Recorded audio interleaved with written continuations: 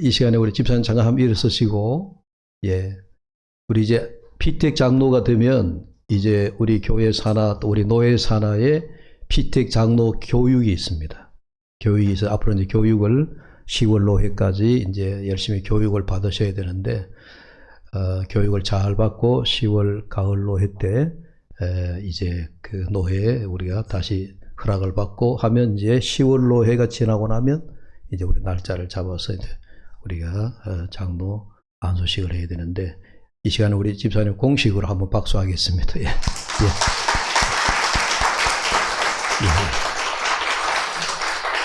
예. 예, 감사합니다. 앉으십시오. 예, 인사하고는 나중에 이제 다 새로 하기로 하고, 어쨌든 여러분들이 우리 교회 또 지도자로 또 장로로 피택되어서 임직 받는 날까지 여러분들이 뒤에서 해주실 일은 묵묵하게 기도를 많이 해주시는 일입니다. 기도를 많이 하셔서 사명을 잘 감당하도록 여러분 기도 많이 해주십시오. 예찬이죠? 응? 근데 어찌 왔어? 방학이에요? 한번 일어서서 인사하세요. 어른들 앞에. 예. 우리 김장훈의 아들, 미국에서 공부하는 아들, 대학교 이번 입학을 했나요? 예, 박수하겠습니다. 지난번에 와가지고 대학교에 미국에 한 서너 군데 이렇게 입학 허락을 받았는데, 장학금 주는 학교로 가가지고 그 장학금을 또 교회에 또 헌금을 또 일부 했어요. 너무 그동안 교회에서 기도해줘서 고맙다고. 그래서 미국 가서 얼마나 그 아주 신앙이 이제 돈독하게 잘 자라는 것 같아서 감사하고, 아주 가서 공부를 잘하고 훌륭한 사람 되길 바랍니다. 할렐루야. 현대 유대교를 대표하는 그 신학자이자 철학자인 아브라함 헤셀이라고 하는 사람이 인간을 찾는 신이라고 하는 그 책 속에 보면 이런 구절이 나옵니다. 한번 들어보십시오. 철학은 인간의 질문으로 시작한다. 그러나 신앙은 하나님의 질문으로 시작한다. 네, 여러분 이 말이 뭘까요? 아침부터 철학이라고 하는 단어만 나오면 이런 머리가 지근지근 아프죠. 저희들 신학교 입학했을 때 우리 신학교 교수들이 철학 위에 신학이 다, 모든 학문은 학문 위에 철학이 있는데 그 철학 위에 신학이 있다. 그러면서 신학을 공부하는 신학생들에게 물론 자부심을 심겨주려고 그랬겠죠. 또 그만큼 이제 또 신학을 공부하기가 어렵다 하는 것을 그냥 간접적으로 이야기하려고 했던 이야기가 지금도 생각이 납니다. 우리는 철학적 인간이라고 얘기할 때 어떤 이제 이를테면 이런 거죠. 인간이란 무엇인가? 아주 우리가 초등학교 때부터 우리가 나이가 70이 되든 80이 되든 항상 우리에게 여러분 생각만 나면 소위 요즘 아이들이 멍 때린다 그러잖아, 그죠? 멍 때릴 때 도대체 나는 누구냐? 내가 어디서 왔으며 또 내가 어떤 인간이 되며 어떻게 살아가야 되느냐, 뭐 이런 하여튼 사람이라고 하는 주제, 인간이라고 하는 그 주제를 가지고 우리가 평생 그 문제를 해결하기 위해서 우리가 살아가는 겁니다. 그래서 인간이란 무엇인가라고 하는 그런 아주 근원적이고 기본적이고 또 본질적인 그런 질문들을 생각할 때에 우리가 소위 좀 어려운 말로 철학적 인간이다 이렇게 얘기하는 거예요. 그래서 조금 우리가 어려운 말 하면 니 철학하나 뭐 이런 얘기들도 많이 하죠. 그런데요, 아까 헤셀이 하는 말 가운데 철학은 인간에 대한 물음이지만 신앙은 하나님에 대한 물음이다. 여러분, 그래서 신학적 인간이라고 하는 그런 말이 있습니다. 신학적 인간. 예. 그 신학적 인간이라고 하는 말은 우리 하나님 앞에서 우리 인간이라고 하는 존재가 무엇이냐. 뭐 철학적 질문과 비슷해 보이지만 기본이 다른 거죠. 질문의 접근이 다른 거죠. 예. 인간이 무엇인가라고 하는 그런 철학적인 접근을 가지고 묻는 질문하고 또 우리가 하나님 앞에서 나라는 존재는 어떤 존재냐라고 하는 신학적 인간관을 가지고 우리가 질문하는 것은 우리가 얻는 답이 매우 다르다. 그렇게 얘기할 수가 있습니다. 제가 종종 이야기하지만 성경을 읽다 보면 하나님께서 우리 인간에게 소위 말을 걸어오신 게 많아요. 네. 성경을 읽어보면 하나님께서 인간에게 말을 걸어온다. 하나님이 우리 인간에게 질문을 한다. 하나님께서 우리에게 뭐라고 말씀하신다. 그런 것들이 많이 나오는데 그런 관점을 가지고 여러분들 성경에서 과연 하나님이 우리 인간을 향하여 질문하시고 말을 걸어오시고 또 하나님이 뭔가 우리에게 말씀하시는 그런 것들이 뭐가 있나 하는 것을 여러분 통독하시잖아요. 통독하시면서 그런 부분을 이렇게 메모하면서 한번 추려보십시오. 그래서 성경을 읽다 보면 창세기에서 가장 먼저 하나님이 우리 인간에게 말을 걸어오신 것이 아담아 네가 어디 있느냐. 이게 하나님이 우리 인간을 향한 첫 질문입니다. 네. 제가 몇 번 얘기했죠. 하나님이 우리 인간을 향한 최초의 질문이 아담아 네가 어디 있느냐. 이걸 히브리어로 딱 4글자로 오늘 말씀의 제목이에요. 아이에카 혹은 아예카 그렇게 부르는데 제가 히브리어를 잘한다는 얘기의 의미에서 이렇게 적은 거 아니에요. 저도 히브리어 성경을 보려면은 이거 한 줄 읽는데 1시간 걸립니다. 신학교다닐 때 공부를 못 해가지고. 어려운 단어, 옛날 고대어와 같은 그 히브리어 성경, 히브리어 글자를 읽으려면 그렇게 힘이 들고 어려우고, 지금은 신학 졸업한 지가 40년이 넘어가지고, 이제는 히브리어 글자를 다 잊어버렸습니다. 사전을 찾아야 돼.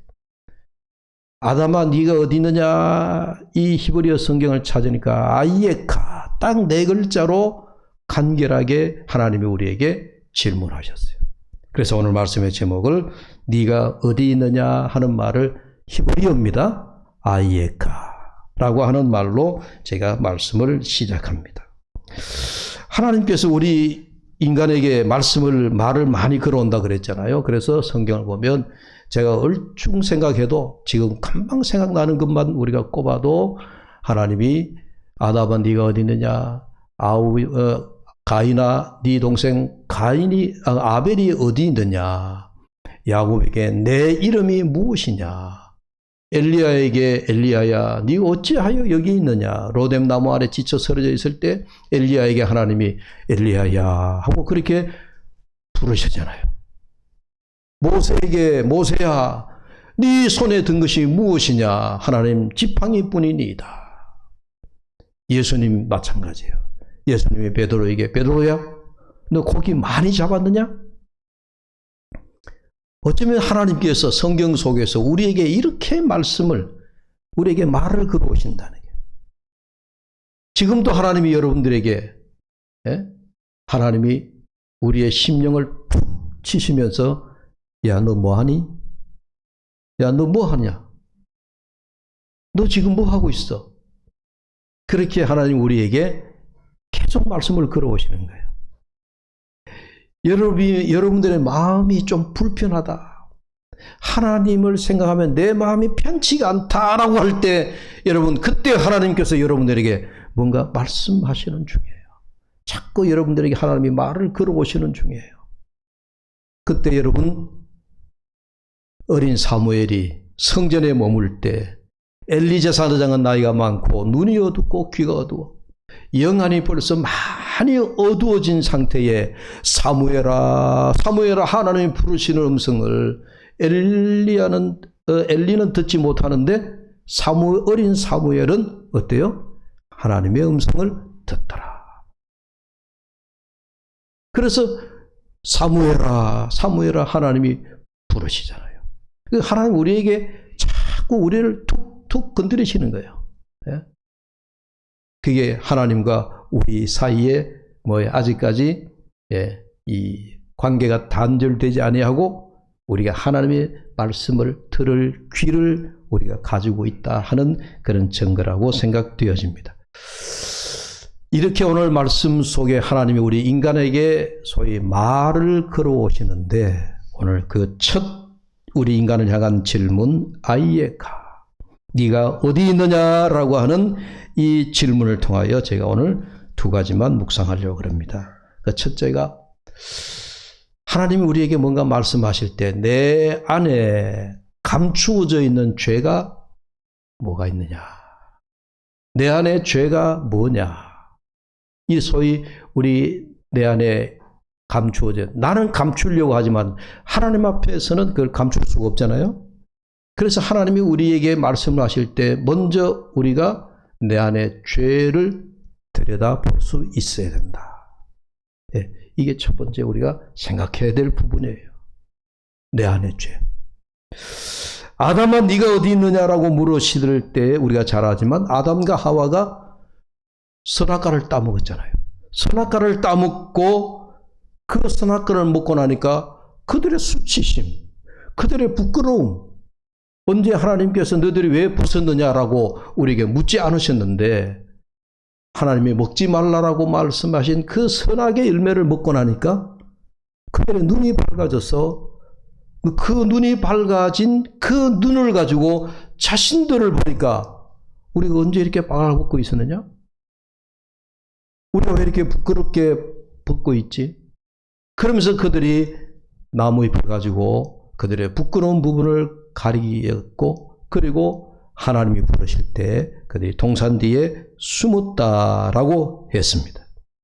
인간의 죄는 여러분 어디에서 시작할까요? 멀리 생각할 것 없어요. 여러분 자신들 생각해 보세요. 내 안에 죄가 어디에서부터 시작되느냐? 남을 정죄하는 것? 여러분들이 어떤 것 보고 저거를 내가 갖고 싶다? 어떤 탐심? 탐욕? 아니면 여러분들이 어떤 많은 것을 가지고 있지만 더 많은 것을 내가 차지하고 싶다라고 하는 어떤 욕심? 사람을 보면 그 사람이 준 것도 없는데 죽으라고 밉다? 미움? 시기? 질투?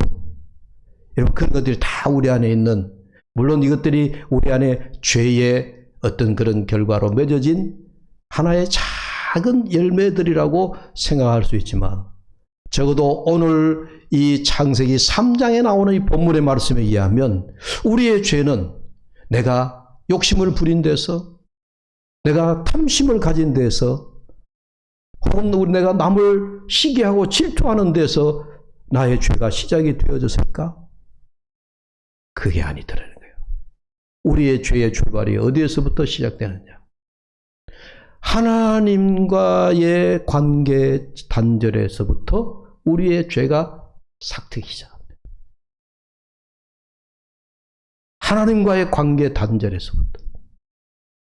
여러분 선악과를 따먹는 게 이 아담과 하와에게 하나님의 말씀 먹지 말라고 하는 그 금령을 어긴 사실이지만은 그 선악과를 먹고 남부터 그들에게는 하나님으로부터 도망가고 싶은, 하나님으로부터 숨어버리고 싶은, 하나님의 얼굴을 피하고 싶은 소위 하나님과의 관계가 끊어지는 거예요. 그걸 우리가 관계 단절이라고 얘기합니다. 하나님과의 관계 단절, 신과의 관계 단절. 거기에서부터 우리에게 많은 죄가 이제 파생되기 시작하는 거예요.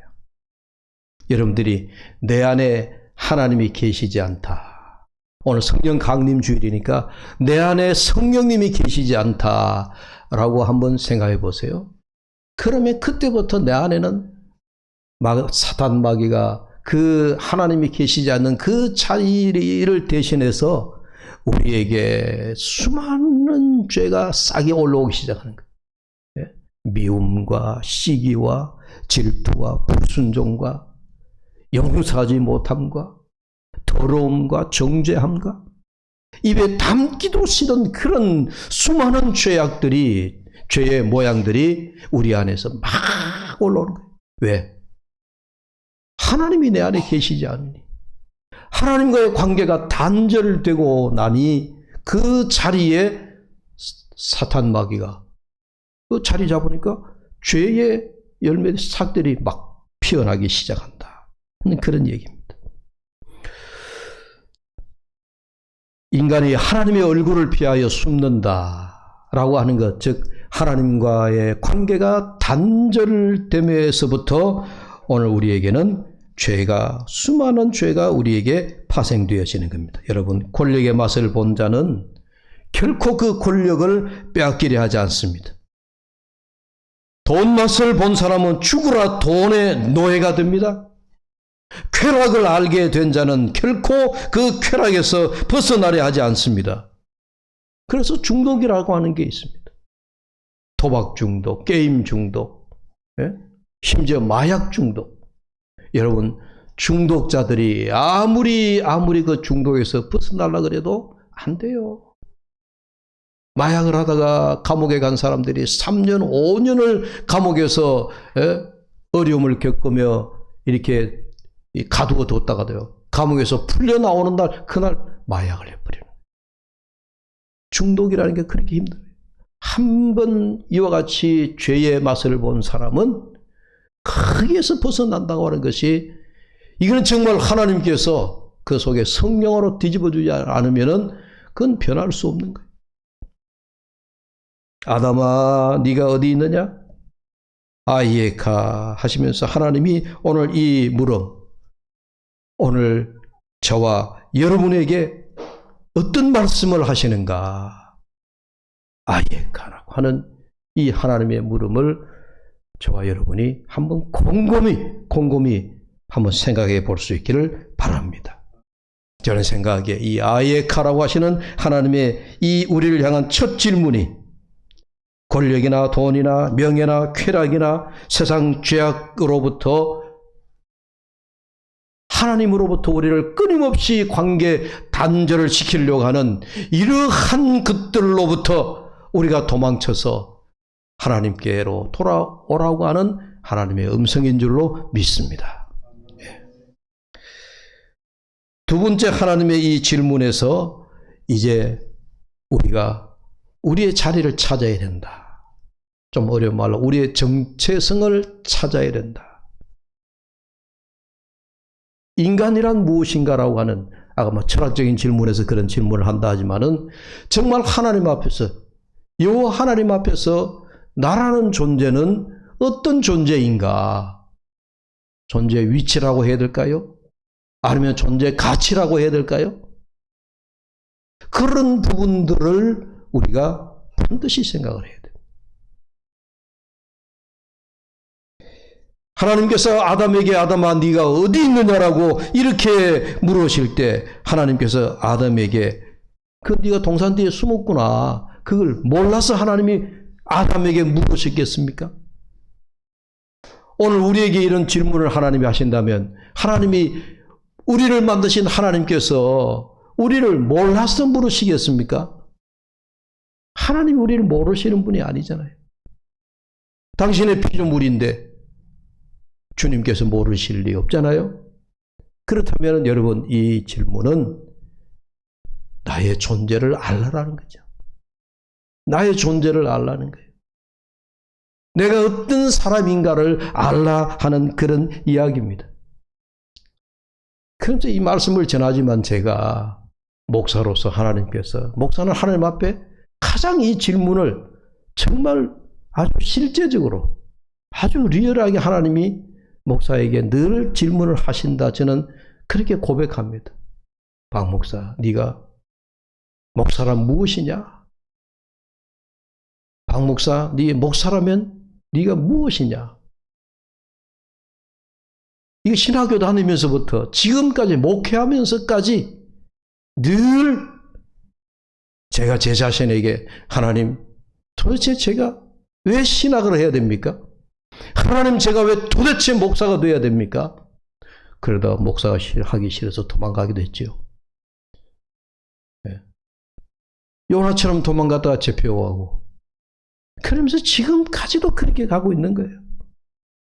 어찌 보면 여러분들이 저 목사가 불안정의 짝이 없구나, 목사가 안정적이지 못하구나, 늘 왔다 갔다 하는 사람 같구나, 그렇게 생각할지 모르지만, 그러나 그렇게 생각하셔도 여러분 할 수 없죠. 제가 제 자신을 하나님 앞에 내어놓았을 때 늘 저는 하나님 앞에 네가 어디 있느냐? 너의 정체가 무엇이냐? 너의 존재가 무엇이냐라고 하는 질문을 하나님이 지금까지도 저에게 물으신다라고 저는 그렇게 고백할 수밖에 없습니다. 여러분들도 마찬가지라고 생각해요. 여러분들도 여러분 자신들이 하나님, 내가 이런 가정을 만들어서 자식 놓고 이렇게 한 가정을 이루어 놓고 사는데 하나님, 정말 내가 가장으로서 나는 도대체 뭡니까? 여러분들이 교사라면은 교사로서 지금 나는 지금까지 나는 뭡니까? 지난주에도 우리 기독교사 몇 사람과 만나면서 그런 얘기예요. 목사님, 요즘 아이들 가르쳐도 신이 안 납니다. 교사가 큰일 났네. 선생이 아이들을 가르치면서 그 신바람 나지 않고 아이들을 가르치는 보람이 없이 어떻게 아이들을 가르치느냐? 아니요, 아이들을 배울 건 학원에서 다 배우고 선행학습 다 하고 학교에 옵니다. 수급 시간에 엎드려 있는 아이들에게 야, 너 일어나 그러면은 아이가 눈을 번쩍 뜨가 선생님 왜요? 소위 학교에서 아이들이 삼요라고 하는 말이 유행한대요. 왜요? 저요? 지금요. 김혜정 교사님 맞습니까? 자고 있어도 애들 못 깨운다는 거예요. 그냥 엎어져 자도록 둬야 된다는 거예요. 여러분들 학교 다니는 시절을 생각해 보세요. 그게 감히 상상이나 갈 수 있는 이야기입니까? 잠자는 아이들 선생님이 깨워야죠. 깨워서 수업에 공부를 하도록 시켜야 되죠. 그런데 요즘은 그렇게 하면 안 된다는 거예요. 그러니까 가르쳐도 목사님이 신이 안 납니다.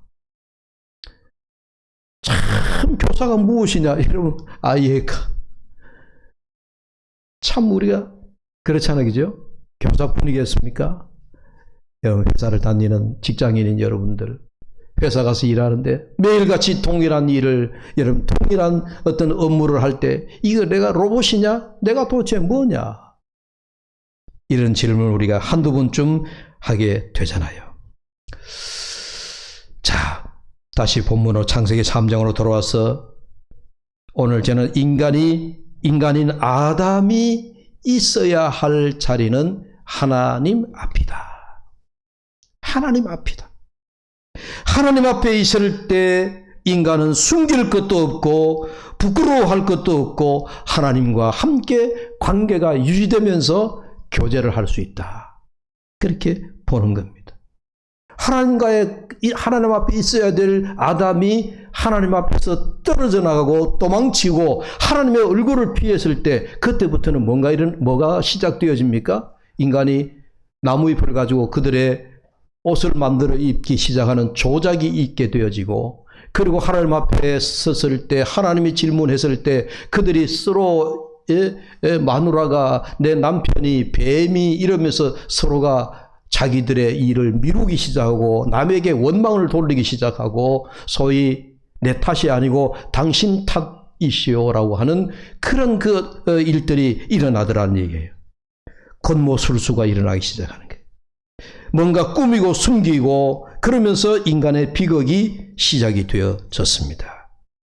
지음받은 인간이 하나님 앞에서 그 정체성이 훼손되기 시작하더라 하는 이야기예요.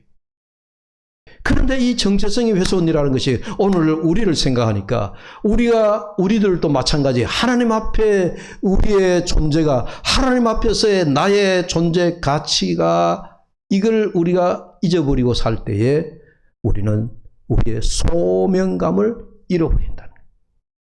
우리의 소명감을 잃어버려요. 나는 무엇이지? 나는 기계 같은 인간인가? 매일같이 다람쥐 쳇바퀴 돌듯이 하루 세 끼 밥 먹고 직장 다니고 돈 버는 일에 또 오늘도 또 날이 새면은 또 일어나서 기계와 같은 인간이 되어버리느냐? 여러분 그런 생각 갖는 거 아니겠어요? 우리가 뭔가 놀랍고 위대하고 커다란 업적을 이루려고 하자는 그런 말이 아니라 하나님께 내가 주어진 사명을 한 번쯤 고민해 보자는 얘기예요. 내가 있는 자리에서 하나님이 내게 주신 그 소명감을 우리가 한 번 좀 고민해 보자는 게, 하나님, 내가 무엇이죠? 내가 뭘 해야 되죠? 그런 고민을 우리가 한번 해보자는 거예요. 이 아담과 하와 부부가 동산나무 뒤에 숨었을 때에 하나님께서 그들을 아이에카 불러내시는 거예요. 하나님의 얼굴을 피하여 도망가 있던 이 부부를 하나님이 불러내신다. 하나님께서 그의 하나님의 사람들을 다 소명감을 주실 때는요, 전부 하나님이 부르셨다. 부르셨다. 예수님께서도 12제자를 전부 다 부르셨어요. 부르셨습니다. 그 부르심에 베드로부터 시작하여 안드레, 요한, 마가, 모든 제자들이 그 예수님의 부르심에 응답하는 거예요. 그래서 그 하나님의 부르심이라고 하는 것이, 예수님이 12제자를 부르신다라고 할 때 그 부르심을 우리가 콜링이라고 말합니다. 하나님의 부르심. 그걸 우리가 소명이라고 얘기합니다. 소명. 오늘 하나님이 에덴 동산에서 나무 뒤에 숨어 있는 그 아담과 하와에게 너희가 어디 있느냐 아이에카라고 부르실 때 하나님은 그들에게 인간의 존재, 위치를 알려주시고 그리고 그들을 불러 하나님의 소명을 주시기 위함인 거죠.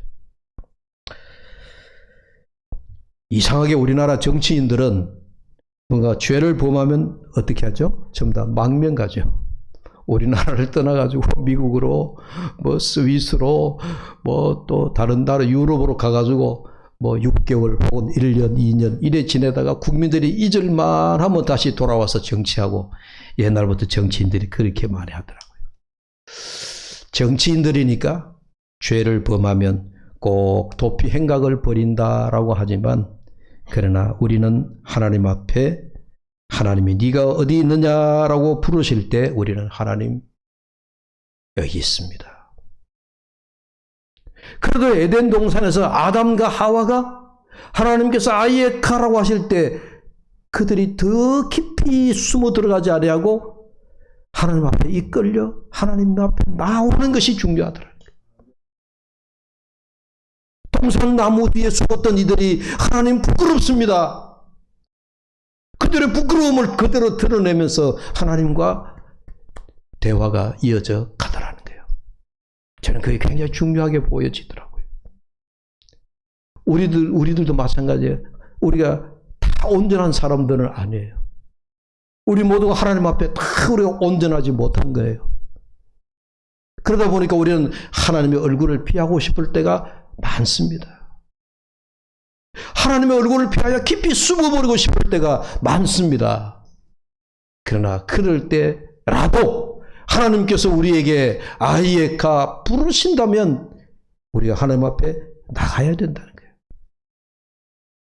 오늘날로 하나님 우리를 부르실 때, 우리를 콜링하실 때, 하나님 그래도 제가 부끄러운 부분이 많지만 제가 여기 있습니다.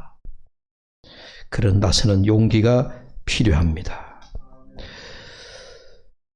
오늘 말씀을 이렇게 맺고 싶습니다.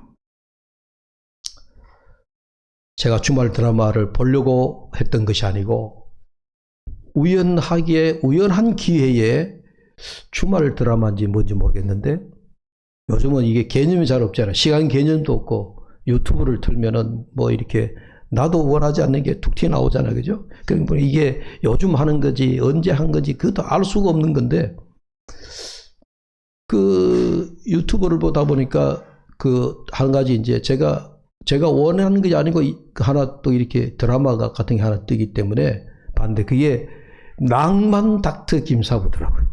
여러분 보셨어요? 김수환 드라마 열심히 보시는가? 근데 낭만 닥터 김사부라고 하는 이 드라마, 소위 이제 뭐랄까요, 메디칼 드라마예요. 병원에서 일어나는, 의사들 사이에서 일어나는 그런 드라마인데 옛날에도 아주 한 인기에 방영한 적이 있었죠. 근데 그 드라마 가운데 이제 마침 그 이제 명장부 명대사 이런 이제 해가지고 줄여가지고 이렇게 나오더라고요. 그거 보면서 제가 참 드라마 내용을 보면서 제가 이 참 여러분들에게 이걸 소개해야 되나 싶은 한데, 근데 여러분, 그 낭만 닥터 김사부라고 하는 그 의사가요, 아주 괴짜 의사예요. 주인공 괴짜 의사예요. 그런데 이 의사가 가는 곳마다 병원의 어떤 때는 규칙도 깨고, 병원의 어떤 원리 원칙도 깨고, 이 김사부라고 하는 의사는 오직 그의 초점은 어디 있느냐? 죽어가는 환자를 살리는 데 있어요. 이해가 되시죠? 죽어가는 환자를 살리는 일만 이 의사에게는 관심이 있는 거예요. 응급실에서 벌어지는 일이었어요. 중학생이 자기 아버지가 심장 쇼크로 병원에 응급실에 실려왔는데 아버지가 먼저 병원에 응급실에 들어왔어요. 5분 후에 그 지역의 국회의원인가 아주 높은 신분이 높은 분이 들어왔는데, 들어오자 모든 병원 의사들이 다 그 국회의원에게 매달려가지고 수술실에 올라가지고 그 국회의원을 살려냈어요. 그러는 동안에 이 한 중학생의 아버지는 심장 쇼크로 죽었어요. 손도 한번 의사들이 서보지 못하고 죽게 되어졌어요. 중학생의 소년의 눈이 뒤집어졌어요. 아버지 장례를 마치고 야구 방망이를 들고 와서 병원 응급실에 모든 기기를 다 부셔버렸어요. 미친 듯이 날뛰는 그 어린 한 중학생 김사부가 다 야구 방망이를 붙들고 그 소년을 제압하고, 그리고 신경 안정제를 한 방 팍 놔가지고 소년을 병실에 올려보냈어요. 깨고 난 다음에 그 김사부라고 하는 의사가 그 소년에게 이렇게 얘기해요. 야, 네가 분을 낸다고 세상이 바뀌더냐? 네가 야구 방망이를 가지고 이 병원을 다 때려 부수어도 병원은 변하지 않아. 세상을 바꾸려면 힘이 있어야 돼요. 그리고 그 다음 얘기가 중요한 얘기예요. 그리고 네가 변하지 않으면 세상은 변하지 않아. 침대에 누워있던 이 어린 중학생이 그 말에 소위 말 깨졌어요. 세월이 한 20년이 흘렀어요. 이 중학생이 공부를 열심히 했던가 봐요. 의사가 됐어요. 나도 저 김사부와 같은 의사가 돼야 되겠다 하고 의사가 되었는데, 자기에게 그 말을 해준 의사를 찾을 길이 없었는데, 공교롭게 드라마니까 그렇겠죠. 한 병원에서 일하게 되어졌어요. 우연한 사건을 통하여 중학생 시절에 자기에게 그 말을 해준 의사를 만났어요. 그런데 지금도 여전히 이 의사는 괴짜 의사예요. 병원에서 수많은 일이 일어나는데 소위 말해서 여전히 병원 안에서도 우리 축소된 한 세상을 보는 것 같아요. 있는 사람이 와서 대접을 받고, 없는 사람은 응급실에 왔지만은 없는 사람은 뒷전에 밀리게 되어지고, 여전히 그 병원에서 20년 전, 30년 전의 그 병원의 모습은 변하지 않더라는 게. 이 소년이 의사가 되었지만은 그런 불합리한 병원 시스템 속에서 갈등을 하고 있는데, 그런 속에서도 이 김사부는 묵묵하게 20년이 넘도록 병원에서 아직도 응급의학과에서 죽어가는 환자들을 살리고 있었어요. 한 번은 이 중학생이 의사가 된 이 사람이 그 사람에게 이런 질문합니다. 선생님은 좋은 의사입니까? 훌륭한 의사입니까? 선생님은 최고의 의사가 되는 것입니까?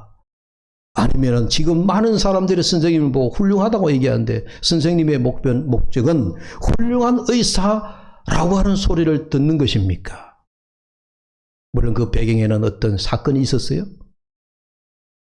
그때 이 김사부라고 하는 사람이 그 젊은 의사에게 이렇게 얘기합니다. 가슴을 툭툭 만지면서, 이 사람아, 나는 최고의 의사가 되는 것도 꿈이 아니야. 나는 사람들에게 훌륭한 의사다라고 하는 이야기를 듣는 것도 내가 원하는 바가 아니야. 나는 환자에게 필요한 뭐가 된다고요? 의사가 되는 길이야. 여러분 명대사 같지 않습니까? 모든 사람들이 그 분야에서 베스트, 최고가 되기를 원합니다. 모든 사람들이 자기가 살아가는 그 시대에 선생님 대단하십니다. 훌륭하다는 이야기를 듣고 싶어하는 것을 목적을 삼기도 합니다. 그러나 여러분, 오늘 하나님이 우리에게 원하시는 건 뭘까요? 이 세상을 살아가는데 물론 베스트, 내 분야에서 최고가 되는 것, 내 분야에서 훌륭하다 라고 하는 이야기를 듣는 것 좋습니다.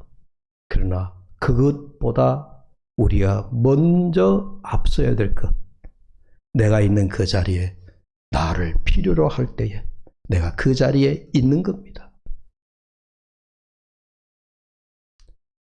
의사로서 조금 여러분 실력이 부족해도 괜찮잖아요. 의사가 훌륭하다 소리 못 들어도 괜찮잖아요.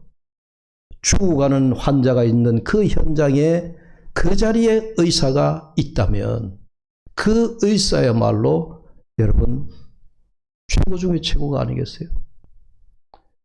여러분, 저는 오늘 말씀을 마무리하면서 우리가 하나님 앞에 우리가 있어야 할 곳이 어디냐? 목사로서 저 역시도 하나님 앞에 제가 설교 잘하는 목사 되고 싶지 않습니다. 여러분들에게 우리 박 목사 훌륭하다 그런 이야기도 듣고 싶지 않습니다. 여러분들 보시기에 훌륭은 고사하고 훌륭하다는 근처에 가까이 가지도 못하지만 여러분들에게 필요한 목사가 되고 싶습니다. 여러분들도 마찬가지잖아요. 여러분들이 있는 그 자리에서 일하는 그 일터에서 여러분들이 꼭 필요할 때 그 사람, 필요할 때 그분, 그것이야말로 하나님이 오늘 우리에게 아이에카 네가 어디 있느냐 물으실 때 하나님 제가 여기 있습니다 라고 하는 답이 되어야 될 줄로 믿습니다. 우리 모두 하나님 앞에 우리의 이 사명을 다시 회복할 수 있기를 바랍니다. 기도합니다. 하나님 아버지 감사합니다. 부족하고 허물 많은 저희들이지만 하나님께서 우리에게 네가 지금 어디 있느냐라고 물으실 때 하나님 다시 한번 우리의 소명을 알게 해주시고 내가 있어야 할 자리, 내가 지금 뭘 하고 있는지 내가 하는 일에 대하여 하나님 앞을 떠나지 아니하고 주의 얼굴을 벗어나지 않고 주의 빛을 바라며 살아가는 저희들 되게 하여 주시옵소서. 예수님의 이름으로 기도하옵나이다. 아멘.